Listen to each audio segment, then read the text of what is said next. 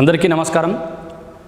ఈ లాక్డౌన్ నేపథ్యంలో మనం వీడియో క్లాసెస్ ద్వారా ఈ గణిత లెసన్స్ను మ్యాథమెటిక్స్ లెసన్స్ను వీక్షిస్తున్నాం. ఈరోజు క్లాస్కి అందరికీ స్వాగతం.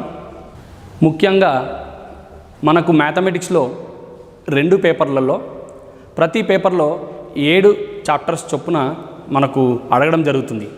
ఈ 7 చాప్టర్స్లో ముఖ్యమైనటువంటి అంశాలని మనం ఇప్పుడు చర్చిద్దాం. ఎగ్జామ్ పాయింట్ ఆఫ్ వ్యూలో మనకు విద్యార్థులు ఎక్కువగా ఇబ్బంది పడే అంశాలు, పైగా ఏ విద్యార్థి అయినా సరే సొంతంగా తన స్కిల్స్తోని జాబ్ రాసే విధంగా ఉండే క్వశ్చన్స్ అడిగే అవకాశాలు ఉంటాయి. కాబట్టి మీరు వాటిని ఖచ్చితంగా ముందు ప్రాక్టీస్ చేసుకోవాల్సిన అవసరం ఉంటుంది. ఉదాహరణకి మనకు మొదటి పేపర్లో వచ్చేసి వర్గ సమీకరణాలని గ్రాఫ్ ద్వారా శూన్యాలు కనుక్కోవడం కానీ, వెన్చిత్రాలను గీయడం కానీ, రేఖీయ సమీకరణాలు 2 చరరాశిలో రేఖీయ సమీకరణాలను గ్రాఫ్ ద్వారా సాధించడం కానీ, రెండో పేపర్కి వస్తే వృత్తానికి స్పర్శరేఖలు నిర్మించడము, స్వరూప త్రిభుజాన్ని ఇచ్చిన కొలతల ఆధారంగా నిర్మించడము, అదేవిధంగా సాంఖ్యశాస్త్రంలో ఒజీవ్ గ్రాఫ్ నిర్మించడము, ఇలాంటి ఈ ప్రాతినిధ్యపరచుటకు సంబంధించిన ప్రశ్నలన్నింటినీ ఒకసారి పునరావృతం చేసుకుంటే చాలా మంచిది. ఇప్పుడు ఫస్ట్ పేపర్ నుంచి మనం చర్చించుకుందాం. మొదటి అధ్యాయంలో మనకు అన్ని అంశాలు ఇంతకుముందు తరగతులలో ఇంతకుముందు ఉపాధ్యాయులు మీరు చర్చించుకున్నారు కదా. ఈ సమితులు అధ్యాయంకి వచ్చేసి వెన్చిత్రాలను గీసేటప్పుడు ఖచ్చితంగా విద్యార్థులు 2 రకాల భావాలను మనసులో పెట్టుకోవాలి. వెన్చిత్రాలను గీమని అడిగినప్పుడు ఆ వెన్చిత్రాలలో ఏ మరియు బి అనే 2 సమితులు ఇచ్చినప్పుడు ఆ 2 సమితుల యొక్క సమ్మేళనము గీసేటప్పుడు మధ్యలో ఈ విధమైనటువంటి ప్రదేశం వచ్చే విధంగా చూసుకుంటూ వెన్చిత్రాన్ని గీయడం. ఇక్కడ విద్యార్థి సమ్మేళనం వెన్చిత్రం గీసేటప్పుడు ఆ వెన్చిత్రంలో ఈ విశ్వ సమితిని సూచించడం అనేది అవసరం. ఈ సమ్మేళనం మనం మొత్తం 2 సమితులలో ఉన్న మూలకాలన్నిటినీ తీసుకుంటాం. ఈ విధంగా ఛేదనం కిందికి వస్తే 2 సమితులు వియుక్త సమితులు కాకపోతే ఆ రెండిట్లో ఉమ్మడి మూలకాలు ఉంటే మనం వెన్చిత్రాన్ని ఈ విధంగా షేడ్ చేసుకోవాలి. ఏ అనే సమితికి బి అనే సమితికి మధ్యలో ఉన్న ఉమ్మడి ప్రదేశము ఏ ఇంటర్సెక్షన్ బిగా సూచిస్తాం. ఇక్కడ ఒకవేళ ఏబి 2 సమితులు వియుక్త సమితులు అయితే వాటిని మనం దూరంగా ఈ విధంగా దూరంగా వెన్చిత్రాన్ని గీయాల్సిన అవసరం ఉంటుంది. వెన్చిత్రాన్ని మనం ఈ విధంగా ఎప్పుడు గీస్తామంటే ఏబి సమితులలో ఉమ్మడి మూలకాలు లేనప్పుడు. ఒకవేళ ఏ సమితి బి సమితికి ఉపసమితి అయితే ఏ సమితిని బి సమితి లోపట ఈ విధంగా మనం గీసి చూపించాల్సి వస్తుంది. A subset B, this indicates A subset B. ఇలా సందర్భం ఏ విధంగా ఉంది చూస్తూ వాటిలో మూలకాలు ఏ విధంగా ఉన్నాయి అని అడుగుతున్నాడో చూసి మనం వెన్చిత్రాన్ని ప్రదర్శించాలి. ఒకవేళ ఏ బి సమితులలో మూలకాలు ఇచ్చినట్టయితే మనం మూలకాలను కూడా ఇందులో పొందుపరచాల్సి ఉంటుంది. ఈరోజు మనకు ఎన్నో ప్రాక్టీస్ పేపర్లు, పైగా ప్రీవియస్ పేపర్లో చూసి ఉన్నాం. విద్యార్థులను ఖచ్చితంగా ఆలోచించి చర్చించే విధంగా కొన్ని ప్రశ్నలు ఉంటాయి. అక్కడ ప్రశ్నను పూర్తిగా చదవకుండా అవి ఒకదానికొకటి ఉపసమిత, లేకపోతే అవి వియుక్త సమితులా, లేకపోతే వాటిలో ఉమ్మడి మూలకాలు ఉన్నాయా అనే సందర్భాన్ని బట్టి వెన్చిత్రాన్ని గీసుకోవాల్సిన అవసరం ఉంటుంది. దీన్ని ఒకసారి పునరావృతం చేసుకోండి. అదేవిధంగా సమితులలో మూలకాల సంఖ్య పైన కూడా ప్రశ్నలు ఉంటాయి. ఒక సమితిలో ఎన్ని మూలకాలు ఉంటాయో దాన్ని ఆ సమితి యొక్క కార్డినల్ సంఖ్య అంటారు. కార్డినల్ సంఖ్యను ఏ యొక్క మూలకాల సమితిని ఎన్ ఆఫ్ ఏతో సూచిస్తాం. ఈ ఎన్ ఆఫ్ ఏ అనేది ఒక సంఖ్య, అందులో అది పూర్ణ సంఖ్య, పూర్ణాంకం. N of A, n of B, n of A union B, n of A intersection B లపై ఒక సూత్రం ఉంది. N of A plus n of B minus n of A union B is equal to n of A intersection B. ఇది కార్డినాలిటీకి సంబంధించిన ఒక చిన్న ప్రశ్న దీనిపైన రావచ్చు. ఒకసారి పునరావృతం చేసుకోవడం అవసరం. ఇప్పుడు మనం ప్రాతినిధ్యపరిచే ప్రశ్నల కిందికి వచ్చినప్పుడు 3వ అధ్యాయంలో బహుపదులకు సంబంధించి బహుపదుల యొక్క నిర్వచనం, అదేవిధంగా దాని యొక్క పరిమాణము, రేఖీయ బహుపది మరియు వర్గ బహుపది, ఘన బహుపది, వీటికి సంబంధించిన సాధారణ రూపాలను, వాటికి సంబంధించిన పరిమాణాలను మరియు గుణకాలపైన ప్రశ్నలు ఉంటాయి. రేఖీయ బహుపది అంటే దానికి సంబంధించిన రేఖాచిత్రంలో అది ఒక సరళ రేఖను సూచిస్తుంది.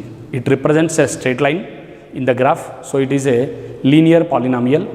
In the same manner quadratic polynomial if you draw the graph for it, it represents a parabola. So quadratic పాలినామియల్కి మ్యాక్సిమం 2 జీరోస్ ఉంటాయి, 2 శూన్యాలు గరిష్టంగా ఉండే అవకాశం ఉంది. ఇక్కడ మనం క్వాడ్రాటిక్ పాలినామియల్ని, వర్గ బహుపదిని రేఖాచిత్రం ద్వారా సూచించే విధానాన్ని మరి ఒకసారి పునరావృతం చేసుకుందాం. ఎందుకంటే మనకు ప్రతి సంవత్సరం పబ్లిక్ పరీక్ష పేపర్ కానీ మన డిస్ట్రిక్ట్ పేపర్లో కానీ చూస్తున్నట్టయితే వర్గ బహుపదిని గ్రాఫ్ ద్వారా సాధించే సమస్యను ప్రతిసారి మనం చూస్తూ ఉన్నాం. ఇప్పుడు ఉదాహరణగా మనం ఇక్కడ x² - x - 6 అనే బహుపదిని తీసుకున్నాం. ఈ బహుపది యొక్క విలువను y = అనుకున్నట్టయితే y = x² - x - 6కు 2 విలువలను, x విలువను మరియు y విలువను తీసుకోవాల్సి ఉంటుంది. గ్రాఫ్లో మనం బిందువులను గుర్తించాలి కాబట్టి ఇక్కడ x బదులు 0ను ఇందులో ప్రతిక్షేపిస్తే మనకు y బదులు -6 వస్తుంది. ఇక్కడ ప్రతిక్షేపించేటప్పుడు సూక్ష్మీకరణ చాలా ముఖ్యం. చాలామంది ఇక్కడ తప్పులు చేస్తూ ఉంటారు. మనము అలా 8 నుండి 10 విలువలు తీసుకోవాల్సిన అవసరం ఉంటుంది. విద్యార్థులు ఇక్కడ చేసే పొరపాటు ఏంటంటే, సపోజ్ ఇక్కడ -1 ఇందులో ప్రతిక్షేపించి దాన్ని సూక్ష్మీకరించి కరెక్ట్ విలువను కనుక తీసుకురానట్టయితే మీకు రాంగ్ విలువ వచ్చినట్టయితే గ్రాఫ్లో మీరు ఆ బిందువును గుర్తించేటప్పుడు కూడా రాంగ్ చేసి దాని యొక్క పరావలయం రాకుండా అయిపోతుంది. కాబట్టి ప్రతిక్షేపించేటప్పుడు జాగ్రత్తగా ప్రతిక్షేపిస్తూ విలువలను కరెక్ట్గా పొందాల్సిన అవసరం ఉంటుంది. ఇక్కడ మనం తీసుకున్న ఉదాహరణ x² - x - 6. ఇందులో మనం 0 ప్రతిక్షేపిస్తే -6, కాబట్టి బిందువు 0, -6 అవుతుంది. అదేవిధంగా 1, -6, 2, -4, 3, 0 ఈ విధంగా దీన్ని మనం గ్రాఫ్లో ఈ బిందువులను ప్రతిక్షేపిస్తే ఈ పరావలయం అనేది x అక్షాన్ని 2 బిందువుల వద్ద ఖండించడం మనం గమనిస్తాం. ఒకటి -2, 0, రెండవది 3, 0. ఈ 2 ఆ యొక్క వర్గ బహుపదికి శూన్యాలు అవుతాయి. ఈ గ్రాఫ్ నుండి శూన్యాల విలువలు -2, 3. దీనికి 2 శూన్యాలు రావడం మనం గ్రాఫ్లో గమనిస్తాం. కానీ కొన్ని వర్గ సమీకరణాలకు, వర్గ బహుపదికి శూన్యాలు గరిష్టంగా 2 రాకుండా కేవలం ఒకే శూన్య విలువను, ఒక్కొక్కసారి వాస్తవ శూన్య విలువలు లేకుండాన్ని కూడా మనం గమనిస్తాం. ఉదాహరణకి పాలినామియల్ బహుపది 2x² + 3x + 5 తీసుకున్నాం. ఈ బహుపదిని కనుక మీరు గ్రాఫ్లో సేమ్ ఇదే విధంగా బిందువులను తీసుకొని మనం గ్రాఫ్ గీసినట్టయితే ఈ యొక్క పరావలయము x అక్షాన్ని ఎక్కడ కూడా ఖండించదు. ఎందుకంటే ఈ వర్గ బహుపదికి వాస్తవ సంఖ్యల్లో శూన్యాలు ఉండకపోవడం. ఇలాంటి వర్గ బహుపది ఇచ్చినప్పటికీ మనం గీయాల్సిన అవసరం ఉంటుంది. దీన్ని మనం రాయాల్సిన అంశం ఏంటంటే, పై గ్రాఫ్ నుండి ఈ వర్గ బహుపదికి వాస్తవ మూలాలు ఉండవు అని రాయాలి. దీనికి వాస్తవ సంఖ్యల్లో మూలాలు ఉండవు, కానీ మనకు హయ్యర్ క్లాసెస్కి, హయ్యర్ ఎడ్యుకేషన్ వెళ్ళినప్పుడు ఇమాజినరీ నెంబర్స్, కాంప్లెక్స్ నెంబర్స్ను ఇంట్రొడక్షన్లో దీని యొక్క మూలాలను డిఫైన్ చేయడం జరుగుతుంది. అదేవిధంగా ఇంకొక ఉదాహరణ తీసుకుంటున్నాను. 4x² - 12x + 9.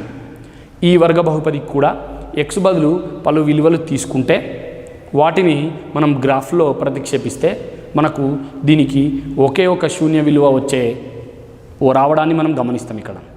ఇక్కడ 2 శూన్య విలువలు కూడా సమానం అన్నమాట. 2 సమాన శూన్యాలు ఉంటాయి ఇక్కడ. సో మనకు 3 రకాల వర్గ బహుపదులు వచ్చే అవకాశాలు ఉంటాయి. అందులో ఏదైనా ఒక కేసు, ఒకటి 2 శూన్యాలు ఉండడం, ఇంకొకటి ఒకే శూన్య విలువ ఉండడం, ఇంకోటి శూన్య విలువలు వాస్తవ సంఖ్యల్లో ఉండకపోవడం.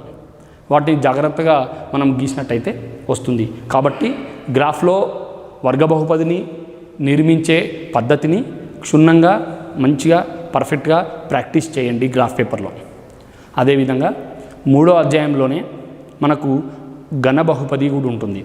వర్గ బహుపది ఘన బహుపదులలో వాటి యొక్క సాధారణ రూపాలు, అదేవిధంగా వాటి యొక్క శూన్యాలు మరియు వాటి యొక్క గుణకాలు, శూన్యాలకి గుణకాలకి మధ్య సంబంధాన్ని ఖచ్చితంగా ప్రతి సంవత్సరం ఒక ప్రశ్న రావడాన్ని మనం గమనిస్తున్నాం. ఇక్కడ ఒకవేళ వర్గ బహుపది అయితే 2 శూన్యాలు ఉంటాయి గరిష్టంగా. ఆ శూన్యాల మొత్తానికి సూత్రం -b/a. అదేవిధంగా శూన్యాల లబ్ధానికి సూత్రం c/a. ax² + bx + c అనే వర్గ బహుపదికి. ఒకవేళ ఘన బహుపది అయితే గరిష్టంగా 3 శూన్య విలువలు ఉంటాయి. అప్పుడు మనకు 3 రకాల సంబంధాలు ఉంటాయి ఘన బహుపదికి. ఒకటి శూన్యాల మొత్తం. శూన్యాలు మనం ఆల్ఫా బీటా గామాలు అనుకున్నట్టయితే శూన్యాల మొత్తం సూత్రము -b/a. శూన్యాల రెండు శూన్యాల లబ్ధాల మొత్తం రెండవ సంబంధం alpha beta plus beta gamma plus gamma alpha, ఇది c/a. మూడవ సంబంధం మూలాల లబ్ధం alpha into beta into gamma -d/a. So విద్యార్థులు, మీరు శూన్యాలకి మరియు గుణకాలకి మధ్య సంబంధించిన ప్రశ్నను ఒకసారి ప్రాక్టీస్ చేసి పెట్టుకోండి. These are the relations among zeros and the coefficients of cubic polynomial. ఇదే విధంగా మనకు 3వ అధ్యాయంలో ఒక ఘన బహుపది కానీ వర్గ బహుపది కానీ శూన్యాలు ఇచ్చినప్పుడు బహుపదిని రాయమనడం అనే ప్రశ్నను కూడా మీరు చూస్తూ ఉన్నారు. శూన్యాలు ఇస్తే వర్గ బహుపది ఏ విధంగా రాస్తామంటే 2 శూన్యాలు ఉన్నాయి ఆల్ఫా బీటా. వర్గ బహుపది ఏమవుతుందంటే x - alpha into x - beta, ఈ రెండింటిని గుణిస్తే వచ్చే బహుపది వర్గ బహుపది x² - x into alpha plus beta plus alpha beta. ఇది 2 శూన్యాలు ఇచ్చినప్పుడు మనం కనుక్కోవాల్సిన వర్గ బహుపది యొక్క సమీకరణం, వర్గ బహుపది యొక్క సమాసం. ఈ విధంగా మనం బహుపదులు అనే అధ్యాయం. ఇక్కడ వర్గ బహుపది యొక్క గ్రాఫ్ను ఏ విధంగా సూచిస్తాం, ఏ విధంగా గీస్తామనే వీడియో కూడా మీకు ప్రజెంట్ చేయడం జరుగుతుంది. ఆ వీడియోను కూడా వీక్షించండి. Quadratic polynomial representation of graphical representation of quadratic polynomial. ఇప్పుడు మనం 4వ అధ్యాయంలో ఉన్న అంశాన్ని పరిశీలిద్దాం. 2 చరరాశుల్లో రేఖీయ సమీకరణాల జత. ఇక్కడ మనకు వాటి సాధారణ రూపం ax + by + c = 0. ఇది మనకు 2 చరరాశుల్లో రేఖీయ సమీకరణం యొక్క సాధారణ రూపం. ఇందులో మనం సాధారణ రూపాల్లో కూడా 3 సందర్భాలు ఉండడాన్ని మీరు గమనిస్తుంటారు. మొదటి సందర్భం ఏంటంటే 2 రేఖీయ సమీకరణాలు ఒకే సాధనను కలిగి ఉండడం. అది ఎప్పుడు సాధ్యమవుతుందంటే ఆ 2 సమీకరణాలు కనుక a1x + b1y + c1 = 0. రెండవ సమీకరణం a2x + b2y + c2 = 0గా తీసుకుంటే a1/a2 నిష్పత్తి ≠ b1/b2 ≠ c1/c2 ఉన్నప్పుడు ఆ 2 సమీకరణాలకి ఒకే ఒక సాధన ఉంటుంది. వాటిని గ్రాఫ్లో సూచిస్తే అవి ఖండించుకునే రేఖలు అవుతాయి, ఒకే బిందువు వద్ద ఖండించుకుంటాయి. When the ratios of coefficients are not equal, a1/a2 not equal to b1/b2 not equal to c1/c2, then the equations are consistent equations and we get only one solution. Graphically they represent one intersecting lines. Second సందర్భం ఏంటంటే 2 సమీకరణాలకు ఒక్క సాధన కూడా ఉండకపోవడం, అసంగత సమీకరణాలు అంటారు. అది ఎప్పుడు వస్తుందంటే a1/a2 = b1/b2 not equal to c1/2 c2 ఉన్నప్పుడు మనకు ఆ రెండు సమీకరణాలకు గ్రాఫ్ గీసినట్టయితే రెండు సమాంతర రేఖలను సూచిస్తాయి, వాటికి సాధనలు ఉండవు. మూడవ సందర్భం ఏంటంటే a1/a2 is equal to b1/b2 is equal to c1/c2. మూడు గుణకాల యొక్క నిష్పత్తులు సమానంగా ఉండడం, వాటిని పరస్పర ఆధారిత సమీకరణాలు అంటారు. వాటికి అనంతమైన సాధనలు ఉంటాయి. వాటిని మనం రేఖాచిత్రం ద్వారా సూచిస్తే ఆ రెండు సరళరేఖలు ఒకదానికొకటి ఏకీభవించుకుంటాయి. వీటికి సంబంధించినటువంటి వీడియోను కూడా మీరు ఒకసారి వీక్షించండి. Graphical representation of a quadratic polynomial. ఇక్కడ ఉదాహరణగా y is equal to x² - 3x - 4 అనే వర్గ బహుపదికి క్వాడ్రాటిక్ పాలినామియల్కి మనం గ్రాఫ్ గీస్తున్నాము. మొదటగా గ్రాఫ్ పేపర్లో ఈ పాలినామియల్ యొక్క నేమ్ను y is equal to x² - 3x - 4కు కొన్ని బిందువులను తీసుకుంటాం. ఈ విధంగా మొదటగా x ఈజ్ ఈక్వల్ టు -2ను ప్రతిక్షేపించగా సబ్స్టిట్యూట్ చేస్తే y వాల్యూ 6 వచ్చింది, గమనించండి. అదేవిధంగా -1ను సబ్స్టిట్యూట్ చేస్తే 0 సబ్స్టిట్యూట్ చేస్తే -4, 1 సబ్స్టిట్యూట్ చేస్తే మనకు ఇక్కడ -6 వచ్చింది. x ఈజ్ ఈక్వల్ టు 2ను సబ్స్టిట్యూట్ చేసి సింప్లిఫై చేస్తే y is equal to -6, 3 substitute చేస్తే y is equal to -4 y is equal to 0, x is equal to 5 తీసుకుంటే y ఈజ్ ఈక్వల్ టు 6. ఇప్పుడు మనకు నిరూపకాలు బిందువులు ఏ విధంగా వచ్చాయంటే -2, 6, -1, 0, 0, -4, 1, -6, 2, -6, 3, -4, 4, 0 మరియు 5, -6. వీటిని ఇప్పుడు మనం గ్రాఫ్ పేపర్ తీసుకొని అందులో ఈ బిందువులను ప్రతిక్షేపిద్దాం. ఈ విధంగా ఈ బిందువులన్నిటినీ గ్రాఫ్ పేపర్పై ప్రతిక్షేపించి గ్రాఫ్ పేపర్పై ప్లాట్ చేస్తే వాటిని జాయింట్ చేస్తే మనకి ఈ విధంగా పరావలయం వస్తుంది. ఈ పరావలయము ఇంతకుముందు తీసుకున్న వర్గ బహుపది యొక్క గ్రాఫ్. ఇది x అక్షంను ఏ బిందువుల వద్ద ఖండిస్తుందో చూడండి. వాటిని zeros of this quadratic polynomial అంటాం. ఒకటి -1, 0 అండ్ 4, 0ల వద్ద మనం x అక్షాన్ని ఖండించడం గమనిస్తున్నాం. కాబట్టి ఈ వర్గ బహుపదికి -1, 4, -1 మరియు 4 శూన్యాలు అవుతాయి. ఈ విధంగా వర్గ బహుపదిని మనం గ్రాఫ్ ద్వారా సూచించవచ్చు. మనకు బిందువులను ప్రతిక్షేపించడం, బిందువులను సాధించడం, వాటిని గ్రాఫ్ పేపర్లో గుర్తించడం. So plotting the points is also very important. So to get the straight line, so it should be very clear. Simplification is very క్లారిటీగా ఉండాలి. సింప్లిఫికేషన్లో మిస్టేక్స్ చేస్తూ ఉన్నారు విద్యార్థులు. వాటిని ఒకసారి మీరు సబ్స్టిట్యూషన్ చేసుకోవడం, సింప్లిఫై చేసుకోవడం ఒకసారి చూసుకోండి. మనకు రెండు చరరాశుల్లో రేఖీయ సమీకరణాలు ఇచ్చినప్పుడు, ముఖ్యంగా రాత సమస్యలు ఇచ్చినప్పుడు ఇచ్చినటువంటి అంశాలకు అనుగుణంగా మనం సమీకరణాలు రాయాల్సిన అవసరం ఉంటుంది. మనకు 4th చాప్టర్లో తీసుకుంటే ఏదైనా ఒక ఇచ్చిన సమాచారాన్ని బట్టి రెండు సమీకరణాన్ని రాసుకోవాలి. మనం ఒక ఉదాహరణ తీసుకుందాం. రెండు సమీకరణాల్లో మనం రేఖీయ సమీకరణాల్లో రెండు సమీకరణాలు తీసుకున్నప్పుడు వాటి యొక్క సాధనను కోసం చాలా ఉదాహరణలు ఉన్నాయి. ఒక వ్రాత సమస్యను ఏ విధంగా సాధిస్తామనేది కూడా మీరు ప్రాక్టీస్ చేయండి. అదేవిధంగా రెండు సమీకరణాలను గ్రాఫ్ పద్ధతి కాకుండా మరో రెండు పద్ధతులు ఉన్నాయి. ఒకటి ప్రతిక్షేపణ పద్ధతి, రెండవది చరరాశిని తొలగించు పద్ధతి. వీటిని చాలా జాగ్రత్తగా ప్రతిక్షేపించేటప్పుడు కానీ చరరాశిని తొలగించేటప్పుడు కానీ కుడి ఎడమలను అదేవిధంగా +- గుర్తులతో సహా సూచించి కరెక్ట్గా చేసే ప్రయత్నం చేయండి. ఎక్కువ శాతం విద్యార్థులు ఈ రీజనింగ్ అనేది సరిగా ప్రయత్నం చేయక అక్కడ లోపాలు ఎక్కువ చేస్తూ రాంగ్ ఆన్సర్ రావడం జరుగుతుంది. అందుకే మీరు ఈ ప్రతిక్షేపణ పద్ధతిని, సబ్స్టిట్యూషన్ మెథడ్ అండ్ చరరాశిని తొలగించు పద్ధతి, ఎలిమినేషన్ మెథడ్, ఈ రెండు మెథడ్స్ నుండి కూడా మీరు ప్రాక్టీస్ చేసుకోండి. 1 మార్కు 2 మార్క్స్లో మీకు ఈ ప్రశ్నలను మీరు చూసే అవకాశం ఉంటుంది. ఇప్పుడు మనం నెక్స్ట్ అంశం ఏంటంటే క్వాడ్రాటిక్ ఈక్వేషన్స్, వర్గ సమీకరణాలు.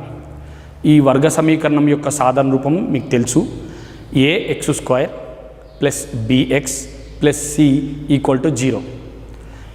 సాధారణ రూపంలో మనకు a ≠ 0 అయినప్పుడు అది వర్గ సమీకరణాన్ని సూచిస్తుంది. వర్గ సమీకరణం సూచించినటువంటి వర్గ సమీకరణాన్ని కూడా మనం 2 మూలాలు ఉండడాన్ని గమనిస్తాం. వర్గ సమీకరణానికి గరిష్టంగా 2 మూలాలు ఉంటాయి. ఇక్కడ వర్గ బహుపది దగ్గర మనం శూన్యాలను ఏ విధంగా అయితే చర్చించుకున్నామో వర్గ సమీకరణం దగ్గర కూడా మూలాలను అదే విధంగా కనుక్కోవడం, అదే విధమైనటువంటి సంబంధాన్ని మనం ఇక్కడ చూస్తూ ఉంటాం. ముఖ్యంగా వర్గ సమీకరణాన్ని సాధించడానికి కూడా మనకు 3 పద్ధతులు ఉన్నాయి. ఒకటి కారణాంక పద్ధతి. వర్గ సమీకరణంలో ఉన్నటువంటి మధ్యలో పదాన్ని మనం కారణాంక విభజన ద్వారా 2 కారణాంకాలని కనుక్కోవడం. రెండో పద్ధతి ఖచ్చితమైన వర్గం చేయటం ద్వారా వర్గ సమీకరణాన్ని సాధించడం. మూడవ పద్ధతి సులభంగా సూత్రం ద్వారా గుణకాలను అందులో ప్రతిక్షేపించి వర్గ సమీకరణం యొక్క మూలాలని కనుక్కోవడం. వీటిని మీరు ఒకసారి ప్రాక్టీస్ చేసుకోండి. ఇందులో మనకు వర్గ సమీకరణంలో కొన్ని వ్రాత సమస్యలు కూడా ఉన్నాయి. వ్రాత సమస్యలు ఇచ్చినప్పుడు అందులో తెలియని అంశాన్ని మనం ఒక చరరాశిగా తీసుకొని ఇచ్చిన దత్తాంశం ఆధారంగా we should prepare one quadratic equation. Quadratic equation obtain చేయడం చాలా ఇంపార్టెంట్.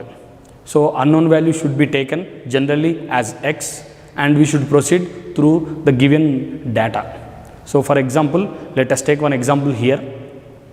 ఇక్కడ మనం 2 చతురస్రాల వైశాల్యాల మొత్తం 468 చదరపు మీటర్లు. The sum of squares of areas of 2 squares is given as 468 and the difference of their perimeters. ఆ 2 చతురస్రాల చుట్టుకొలతల భేదం 24 ఇవ్వబడింది. అలాంటి దానికి మనం వర్గ సమీకరణం ఏ విధంగా సాధిస్తాం? 2 చతురస్రాలు ఉన్నాయి. ఒక చతురస్రం యొక్క వైశాల్యము a² అనుకోండి, రెండవ చతురస్ర వైశాల్యం b². ఈ 2 చతురస్రాల భుజాలు కనుక్కోవాలి. మొదటి చతురస్రము a², రెండవ చతురస్రం b². వాటి వైశాల్యాల మొత్తం ఇవ్వడం జరిగింది. a² plus b² is equal to 468. అదేవిధంగా వాటి చుట్టుకొలతల భేదం ఇవ్వడం జరిగింది. ఇక్కడ చుట్టుకొలతలు 4a minus 4b is equal to 24. దీని నుండి మనకు a minus b is equal to 6 వస్తుంది. అప్పుడు మనకు a is equal to b plus 6 అవుతుంది. దీన్ని మనం ఈ వైశాల్యాల మొత్తంలో ప్రతిక్షేపించినట్టయితే మనకు a² ప్లస్ b ప్లస్ 6. ఇందులో మనం మొదటి సమీకరణంలో a² బదులు 6 plus b whole square plus b² is equal to 468. ఇప్పుడు మనకేమొస్తుందంటే బిలో వర్గ సమీకరణం. We obtained now quadratic equation in terms of B. దాన్ని మనం సాల్వ్ చేసి ఏబి విలువలను కనుక్కోవచ్చు. ఇలాంటి సింప్లిఫికేషన్ ప్రూఫ్స్ ఉన్నటువంటి ప్రాబ్లమ్స్, వర్డ్ ప్రాబ్లమ్స్ ఇచ్చినప్పుడు వాటికి అనుగుణంగా సమీకరణం రాసి దాన్ని సాధించడం అనేది కనెక్షన్ క్వశ్చన్స్లో మనకు పేపర్లో చూస్తూ ఉంటాం. So the combination of 2 concepts or 2 chapters we may observe in the question paper. So at that time we need to know the area and perimeter and we need to know how to find out the roots of this quadratic equation. So ఇలాంటి ప్రశ్నలని అన్నింటినీ కూడా మీరు ఒకసారి practice చేసుకోండి. తర్వాత మనం ఇదే చాప్టర్లో what is the nature of roots అనే ఒక చిన్న ప్రశ్న, శూన్యాల స్వభావం అడగడం జరుగుతుంది. వర్గ సమీకరణం యొక్క మూలాలు కనుక్కోకుండానే వాటి యొక్క స్వభావాన్ని తెలియజేయాలి. ax² plus bx plus c is equal to 0 అనే వర్గ సమీకరణం యొక్క మూలాల స్వభావాన్ని తెలుసుకోవడానికి దాని విచక్షణని తీసుకోవాల్సిన అవసరం ఉంది. విచక్షణి మనకు b² minus 4ac. b² minus 4ac విలువ కనుక్కున్న తర్వాత అది గ్రేటర్ దెన్ 0 అయితే there will be two cases again. If it is a perfect square, the zeros are two rational numbers. b square minus 4ac విలువ 0 కంటే ఎక్కువగా ఉండి అది ఖచ్చితమైన వర్గం అవుతే దాని యొక్క శూన్యాలు లేదా దాని యొక్క మూలాలు అకరణీయ సంఖ్యలు. 0 కంటే ఎక్కువ ఉండి అవి ఖచ్చితమైన వర్గాలు కాకపోతే వాటి మూలాలు కరణీయ సంఖ్యలు అవుతాయి. విచక్షణ విలువ కనుక 0 అయితే ఆ వర్గ సమీకరణం యొక్క మూలాలు సమానంగా ఉంటాయి. b square minus 4ac, if b square minus 4ac is equal to 0, then the roots are equal. The third case, if the discriminant vichakshani b square minus 4ac less than 0, if it is a negative value, then the roots are not real values. ఈ విధంగా మనం వాటి యొక్క మూలాల స్వభావాన్ని తెలియపరచాల్సిన అవసరం ఉంది. మూలాల స్వభావం పైన కూడా ప్రశ్నలు వచ్చే అవకాశం ఉంది కాబట్టి ఒకసారి చూసుకోండి. ఈ విధంగా మనం వర్గ సమీకరణంకు సంబంధించిన మూలాలు కనుక్కోవడం, అదేవిధంగా మూలాలని స్వభావాన్ని తెలియజేయడం.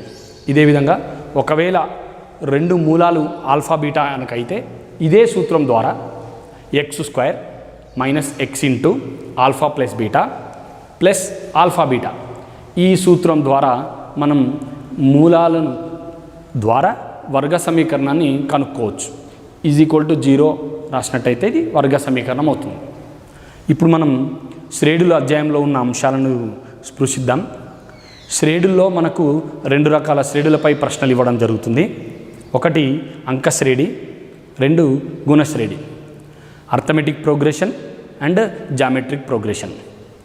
Arithmetic progression general form or general arithmetic progression is a plus d, a plus 2d, a plus 3d and up to nth term a plus n minus 1 into d. ఇందులో మనకు చాలా ఉదాహరణలు మన పుస్తకంలో ఇవ్వడం జరిగింది. వాటిని మీరు ప్రాక్టీస్ చేయండి. And some of n terms in arithmetic progression.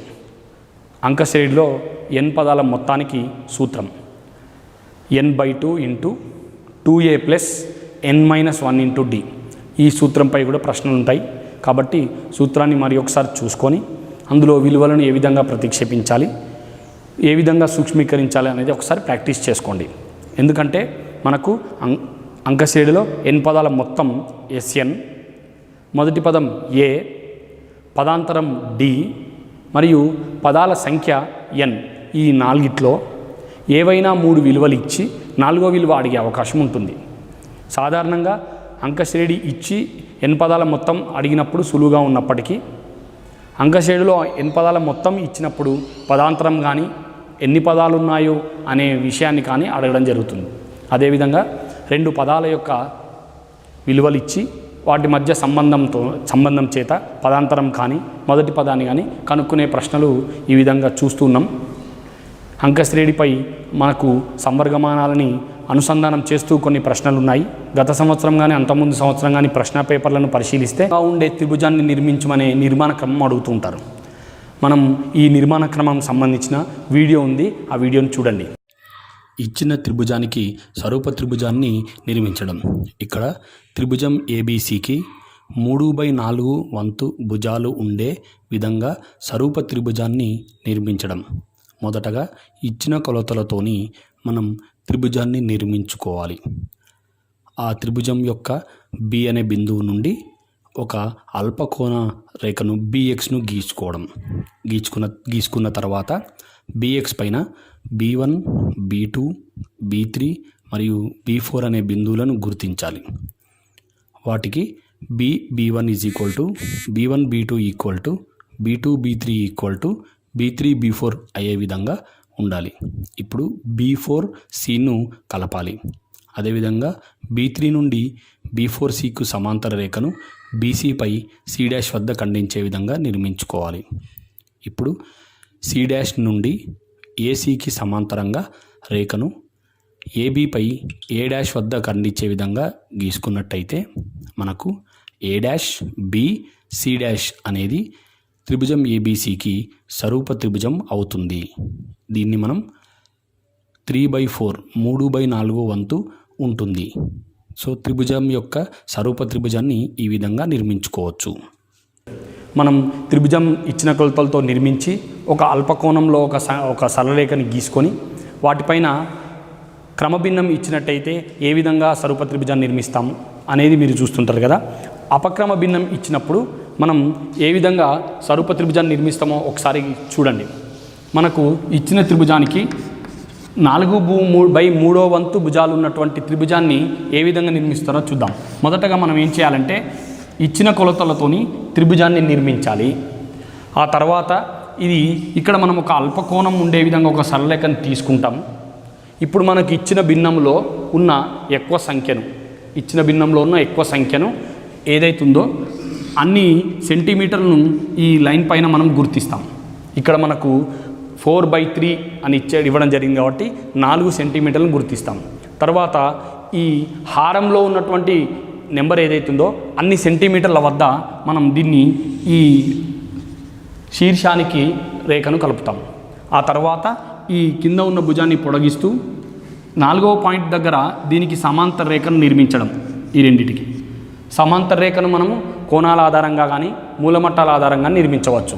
ఆ తర్వాత ఈ సరళరేఖను పొడిగించుకొని దీనికి సమాంతరంగా ఉన్న రేఖను ఈ బిందువు నుండి నిర్మించుకోవడం. ఇప్పుడు మనకు మొదటగా ఉన్నటువంటిది మనకు ఇచ్చినటువంటి త్రిభుజం ఏబీసీ అయితే తర్వాత ఏర్పడ్డది A'/B'.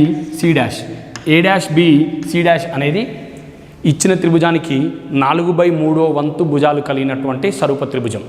ఇది అపక్రమ భిన్నం ఇచ్చినప్పుడు త్రిభుజాన్ని నిర్మించే క్రమాన్ని అదేవిధంగా వీడియో చూడండి. తర్వాత మనకు సెకండ్ పేపర్లో వృత్తానికి స్పర్శరేఖలు నిర్మించడం కూడా మీరు ఎగ్జామ్లో చూస్తూ ఉంటారు. వృత్తంపై ఉన్న బిందువు వద్ద స్పర్శరేఖ, అదేవిధంగా వృత్తానికి బాహ్యంగా ఉన్న బిందువు నుండి స్పర్శరేఖలు నిర్మించడం. ఈ రెండు క్రమాలను మీరు వృత్తానికి స్పర్శరేఖ నిర్మించే వీడియో ఒకసారి 1 minute వీడియో చూడండి, మీకు అర్థమవుతుంది. దాన్ని కూడా మీరు ప్రాక్టీస్ చేయండి. మొదటగా ఇచ్చిన కొలతల ఆధారంగా ఒక వృత్తాన్ని నిర్మించుకోవాలి. సర్కిల్ని నిర్మించుకున్న తర్వాత వ్యాసార్థాన్ని బయట వరకు పొడిగించుకోవాలి.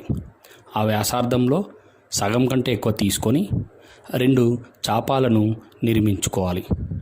పటంలో చూపిన విధంగా చాపాలను నిర్మించుకున్న తర్వాత ఆ చాపాలను కలిపే సరళరేఖకు లంబ సమద్విఖండన రేఖను పర్పెండిక్యులర్ బైసెక్టర్ను గీసుకోవాలి. ఆ పర్పెండిక్యులర్ బైసెక్టర్ను మనకు వృత్తంపై నుండి వెళ్ళే స్పర్శరేఖ అవుతుంది. దాని కొరకు వీడియోలో చూపిన విధంగా పర్పెండిక్యులర్ బైసెక్టర్ను గీసుకుంటే మనకు వృత్తంపై నుండి స్పర్శరేఖ వస్తుంది. Tangent on the circle. మనం కన్స్ట్రక్షన్ ఈ విధంగా చేసుకోవచ్చు. మొదటగా వృత్తాన్ని నిర్మించుకొని కేంద్రం నుండి బాహ్య బిందువు వరకు గల సరళరేఖను గీసుకొని ఆ యొక్క సరళరేఖకు లంబ సమద్విఖండన రేఖను నిర్మించుకోవాలి. సగం కంటే ఎక్కువ పొడవుతో 2 వైపులా 2 ఆర్క్స్ను గీసి లంబ సమద్విఖండన రేఖను పర్పెండిక్యులర్ బైసెక్టర్ను గీసుకొని ఆ పర్పెండిక్యులర్ బైసెక్టర్ యొక్క పాదము నుండి కేంద్రానికి గల దూరాన్ని వ్యాసార్థంగా చేసుకొని వృత్తంపై 2 ఆర్క్స్ను గీసుకోవడం. ఆ ఆర్క్స్ని బాహ్య బిందువు నుండి కలపగా మనకు బాహ్య బిందువు నుండి వృత్తంపైకి స్పర్శరేఖలు ఏర్పడతాయి. Tangents from an external point. ఇప్పుడు వైశాల్యంకి సంబంధించినటువంటి ప్రశ్నలు ఏ విధంగా ఉంటాయి? ఉదాహరణకి ఇదొక చతురస్రం. ఇందులో మనకు ఈ విధమైనటువంటి ఆకారం ఇచ్చి ఈ షేడ్ చేసిన ప్రాంత వైశాల్యాన్ని కనుగొనమని మనకు ఒక సమస్య ఇవ్వడం జరిగింది. Find the shaded area of shaded reason. ఈ ఏరియాను కనుక్కోవడానికి నేను ఏం చేస్తున్నాను, ఇక్కడ ఒక కర్ణం గీస్తున్నాను.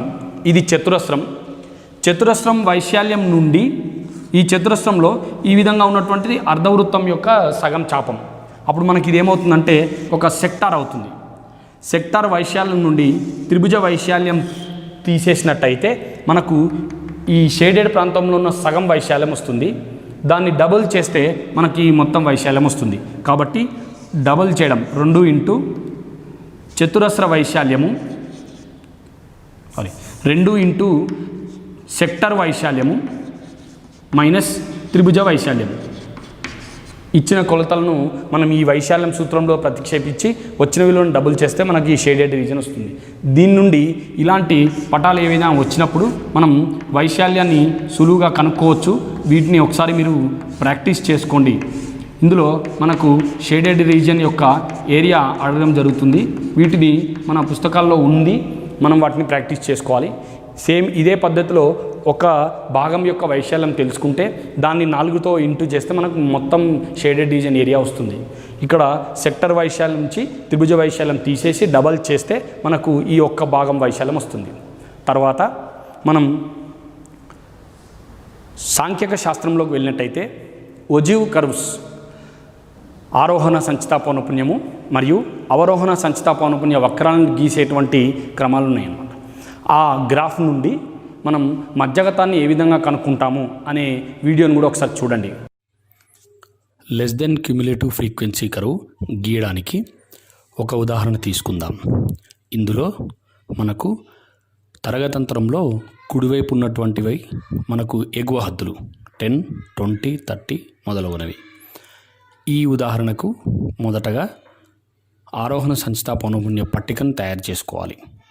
ఈ విధంగా పౌనపున్యాన్ని మరియు ఎగువ హద్దులను తీస్తూ ఇప్పుడు మనం ఒక గ్రాఫ్ పేపర్ పైన ఎక్స్ అక్షం పైననేమో ఎగువ హద్దులను, ఎక్స్ అక్షం పైన ఎగువ హద్దులు అప్పర్ లిమిట్స్, వై అక్షం పైన క్యుములేటివ్ ఫ్రీక్వెన్సీని తీసుకొని ఆ బిందువులను మనం గ్రాఫ్ పేపర్లో గుర్తించాలి. 10, 5, 28 మొదలగునవి. ఈ విధంగా గుర్తించిన బిందువులను కలుపగా మనకు వచ్చే కర్వ్ని less than cumulative frequency curve, ఆరోహణ సంచిత పౌనపున్య వక్రం అని అంటాము. ఈ విధంగా గీసుకోవాలి. ఇప్పుడు మనం మోర్ దెన్ క్యుములేటివ్ ఫ్రీక్వెన్సీ కర్వ్ను ఇంతకుముందున్న ఉదాహరణకే గీసుకుందాం. ఇందులో తరగతి అంతరంలో ఎడమ వైపు ఉన్నటువంటి విలువలు దిగువ హద్దులుగా తీసుకుంటాం. ఈ దిగువ హద్దులను మరియు అవరోహణ సంచిత పౌనపున్యములను కలుపుకొని ఒక పట్టిక తయారు చేసుకోవాలి. More than cumulative frequency table. ఈ విధంగా దిగువ హద్దులను మరియు మోర్ దెన్ క్యుములేటివ్ ఫ్రీక్వెన్సీ వాటిని గ్రాఫ్ పైన తీసుకునేటప్పుడు ఎక్స్ అక్షం పైన మనం దిగువ హద్దులను తీసుకుంటాం. అదేవిధంగా వై అక్షం పైన అవరోహణ సంచిత పౌనపున్యాన్ని, క్యుములేటివ్ ఫ్రీక్వెన్సీని తీసుకొని ఆ బిందువులను గ్రాఫ్లో ఈ విధంగా గుర్తిస్తాము. ఈ విధంగా గుర్తించిన బిందువులను కలుపగా మనకు more than cumulative frequency curve, అవరోహణ సంచిత పౌనపున్య వక్రం వస్తుంది.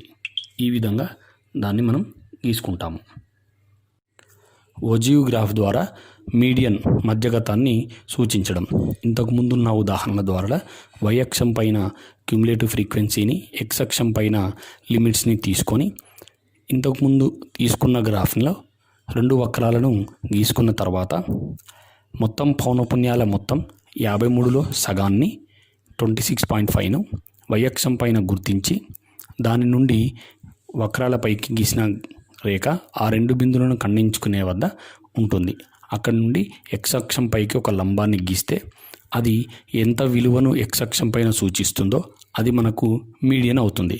ఇక్కడ ఈ గ్రాఫ్లో మీడియన్ ఈజ్ ఈక్వల్ టు మనకు 66.4గా వచ్చింది. ఈ విధంగా మనం మీడియన్ కనుక్కుంటాము. వీటన్నిటిని మీరు ప్రాక్టీస్ చేయండి. మనకున్న సమయాన్ని కరెక్ట్గా సద్వినియోగం చేసుకోవాలి. 2 గంటల 45 నిమిషాల సమయంలో మనం 40 మార్కుల పేపర్ రాసే క్రమంలో ప్రతి ప్రశ్నను పూర్తిగా చదవండి. ఇచ్చిన దత్తాంశాన్ని కరెక్ట్గా మనం గనక అబ్జర్వ్ చేయకపోతే మనం సూక్ష్మీకరణలో కానీ ప్రతిక్షేపించడంలో కానీ తప్పులు చేసే అవకాశం ఉంటుంది. పార్ట్ బి విషయానికి వస్తే ఇచ్చిన 4 సమాధానాల్లో ఒకవేళ మీరు సూక్ష్మీకరణ తప్పు చేస్తే వచ్చే జవాబు కూడా అందులో ఉండే అవకాశం ఉంటుంది. అలాంటప్పుడు మీరు జవాబును కరెక్ట్గా చూసుకోండి, ప్రశ్నను పూర్తిగా చదవండి. మ్యాథమెటిక్స్లో క్లారిటీగా మనము 2-3 ఆన్సర్లు వచ్చే ప్రశ్నలు ఎప్పుడు ఇవ్వరు మనకు. కాబట్టి ఇచ్చినటువంటి దత్తాంశాన్ని కరెక్ట్గా చూసుకొని ప్రాక్టీస్ చేసుకునే విధంగా మీరు ముందుకు వెళ్ళండి. సంభావ్యత విషయానికి వస్తే సంభావ్యతలో మనం ఏదైనా ఒక ఘటన యొక్క సంభావ్యతను P(E)గా దాని పూరక ఘటనను P ఆఫ్ E బార్గా సూచిస్తూ ఆ సంభావ్యత దాని పూరక ఘటన యొక్క సంభావ్యతల మొత్తంను ఒకటిగా సూచిస్తాం. P of E plus P of E bar equal to 1. దీనిపైన సమస్యలు వచ్చే అవకాశం ఉంది. ఏదైనా ఒక ప్రయోగానికి సంబంధించిన అన్ని ఘటనల యొక్క సంభావ్యతల మొత్తం 1కి సమానంగా ఉంటుంది. కాబట్టి సంభావ్యత అనేది ఎప్పుడు కూడా 1 కంటే తక్కువ లేదా సమానంగా ఉంటుంది. ఒకవేళ సంభావ్యత 1 అయితే దాన్ని సంపూర్ణ సంభావ్యత అని, ఖచ్చితమైన ఘటన అని, ఒక ఘటన యొక్క సంభావ్యత శూన్యం అయితే దాన్ని అసంభవ ఘటన అని అంటూ ఉంటాం. ఇలాంటి వాటిపైన ప్రశ్నలు వస్తుంటాయి. సంభావ్యత సూత్రం అనుకూల పర్యవసానాల సంఖ్య బై మొత్తం సాధ్యమయ్యే పర్యవసానాల సంఖ్య, number of favourable outcomes by total number of outcomes. ఈ ఫార్ములా పైన మనం సాధిస్తూ ఉంటాం. మీరు కొన్ని చిన్న చిన్న సూత్రాలను గుర్తుపెట్టుకోవడం ద్వారా సమస్యలను సాధించవచ్చు. గణితం అంటే చాలా ఈజీ. మీరు ప్రాక్టీస్ చేయడం ద్వారా ఎక్కువ మార్కులు సాధించవచ్చు. అందరూ కూడా పేపర్లో ఉన్న ప్రతి ప్రశ్నను ఖచ్చితంగా జవాబు రాసే ప్రయత్నం చేయండి. ఇంటి దగ్గరనే ఉండండి. ఈ లాక్డౌన్ సమయంలో మీకు ఖచ్చితంగా ఎక్కువ సమయం దొరుకుతుంది కాబట్టి ఈ వీడియో లెసన్స్ని, అదేవిధంగా మీ దగ్గరున్న మీ ఉపాధ్యాయులు ఇచ్చినటువంటి ప్రాక్టీస్ పేపర్స్ని ప్రతినిత్యం మీరు ప్రాక్టీస్ చేస్తూ ఎక్కువ మార్కులు వచ్చే విధంగా ప్రయత్నం చేయండి. 10/10 GPA సాధించే విధంగా అందరూ పరీక్షిస్తారని, ఖచ్చితంగా హార్డ్ వర్క్ చేస్తారని ఆశిస్తూ ఈ అవకాశం ఇచ్చినందుకు అందరికీ పేరు పేరున కృతజ్ఞతలు తెలియజేస్తున్నాం.